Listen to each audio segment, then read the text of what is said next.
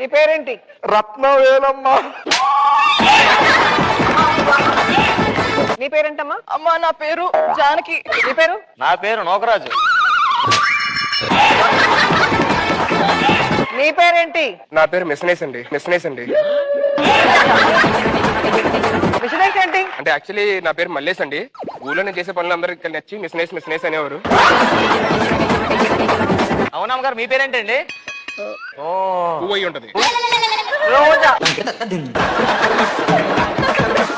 మీ case ఏంటో చెప్పు.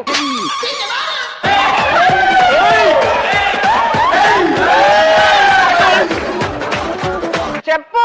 అమ్మా ఇలాంటి పంచి ఎన్ని రోజుల తర్వాత అమ్మా.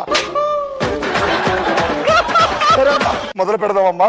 చెప్పు ఏం జరిగింది? అమ్మా నాకన్నా చేసాడు అమ్మా. ఏంట్రా మగాళ్ళు కూడా వదలవా? మగాళ్ళు కూడా వదలవా?